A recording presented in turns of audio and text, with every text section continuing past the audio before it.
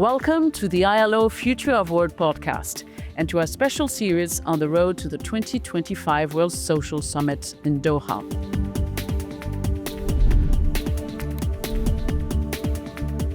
As inequalities deepen and the world grapples with demographic, technological, and environmental changes, this second World Summit on Social Development, 30 years after Copenhagen, offers a crucial platform for global dialogue and action. Leaders from government, international organizations, civil society, the private sector, academia, and the UN system will come together to shape the future of social development. So in this episode, we're going to analyze what's at stake. We're going to ask, why does this summit matter? What's really at stake for social development and multilateralism, and what role the ILO is going to play. So joining me today is Courteille-Mulder, Senior Advisor in the ILO Partnerships Department. Hello, Claire. Thank you for joining us. Thank you for having me. So let's start with the basics. Why is the 2025 World Social Summit such an important event? Well, as you rightly pointed out, this is the second summit on social development, and the first one was actually 30 years ago. So in 30 years, the world has changed quite substantially. There have been major changes, particularly in the world of work. So I think this summit is really an opportunity to take stock of the progress that were made since the first summit, look at the gaps, if there are any, and really look at the priorities that the international community want to set for the future. So that's the first reason. The second reason, I think, it's that, as you said, I mean, in a context where multilateralism is going through a difficult time, I think it's the right moment really for the international community to look at the place of social development. What is the priority that they want to give? We know social development is really at the heart of the UN, but what is the place that the international community want to give to social development in that new context? So it's a moment to update, to rethink social development in a new era, to understand what the summit hopes to achieve. So let's turn now to its goals and how to align with a global agenda. So what are exactly the goals of this Doha meeting? Well, the Copenhagen summit 30 years ago defined social development according to three pillars of priorities, if you want. The first one is the eradication of poverty. The second one is productive employment and decent work for all. And the third one is social cohesion. So certainly one of the key objectives of the summit, I would say, is really to set ambitious goals on those three areas. So that goes, from, of course, decent work, health, education, social protection. And how do we move forward in the coming years on those issues? I think also an important dimension is the implementation. At this point, it's very important that we not only focus on the commitments that the international community is ready to make. What we actually do. Exactly. What's going to be the implementation? What's going to be the follow-up to the summit? What's going to happen? I think that's also something not only the international community, but also the people around the world are asking. And the third is about the trust that needs to be restored somehow in the international institution, international system. And I believe that the trust will be increased certainly if there is real implementation on the ground. If the summit can really get to the people and make a change in their lives. So let's talk about the role of the ILO. The core mission of the ILO is to promote social justice and decent work. So how is the organization going to contribute to this event, to this summit? Well, the ILO is bringing, first of all, a tripartite perspective to the summit. As a tripartite organization, we're bringing the voice of governments, but of course of workers and employers organization. And that's very important because the ILO is the only international organization with this tripartite structure. And the second thing that the ILO is bringing really to the summit, and that the tripartite constituent have been calling for, is a new social contract. And that's the idea that, in light of the current context where you were referring to the increase of inequality, new technological progress such as artificial intelligence. We've got also a world aging population. And all this is changing very fast. This is changing extremely fast. And this is where the notion of a new social contract comes in. How can the international community work better together to ensure that together they can actually address, the challenges and these opportunities of this new world? And how this articulates with actually the summit? What are the concrete proposals that the ILO is coming to the summit?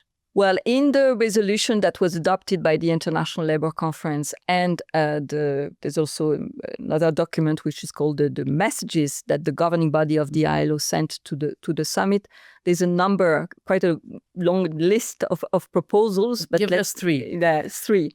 Well, certainly there is one on the importance of this enabling macroeconomic environment that we were talking about before.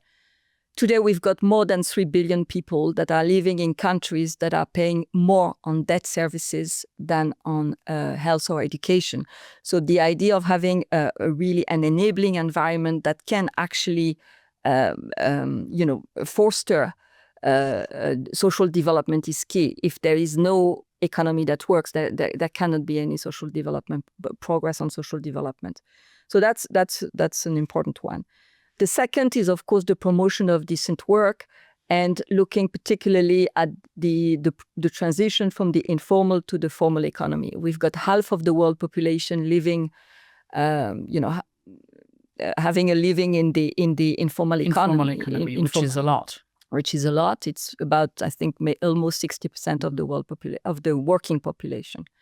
So that transition is really crucial. A third point is social protection and how do we progress towards the objective of universal social protection. So our constituent came up with a proposal that would be to increase the coverage of social protection by 2 percentage points a year. So that's a very concrete proposal that the ILO has been voicing. Youth employment is crucial. We've got 1 out of 5 young people in the world that is not in education, not in employment, not in training. So how can we reduce that rate to a more acceptable level? Also a very important point. We've got the issue of climate change. How are we going to address the social dimension from a world of work perspective? Yeah, address the social dimension of climate change, social dialogue, social partners, and the role of the civil society, which is also crucial in advancing social development. And one of the other important goals of the summit is to broaden the dialogue, and also encourage multi-stakeholders partnerships. And here the ILO has the Global Coalition for Social Justice. How is it going to play? What role is it going to play? The coalition can play in the summit? Yeah. So the coalition, I think, has really a key role to play because it's a very broad coalition. As you know, we did more than 300 partners among government, NGOs, social partners, research institute, academia, of course, international organizations as well. So it's really a broad membership that can really advance social development progress at the national level. So what we would like to see is really the coalition taking a leading role in implementing the outcome of the summit. That the members of the coalition, because it's a member-driven coalition, that the members of the coalition can actually take the lead and address and have a mandate to implement the political declaration of the summit. Let's talk about the summit itself and multilateralism. You addressed this question earlier on. So to those who are a little skeptical of what another UN summit can do, what would you say to convince them of the importance of this summit? Well, first, I would say that I agree that implementation is key. It's very important that, it's not another set of commitments made at the international level, but it's really translating to real progress on the ground. So certainly that's the way to go, in my view. Second, I would say that, at a moment where multilateralism is really questioned, there is a need for the international community to come together and to take stock of the challenges, the global challenges and opportunities that we are facing, and how they can together address them. And that there is no other way than dialogue. We need this moment of dialogue of the international community, particularly at this moment where it's so complicated, it's so difficult, it's so fragmented.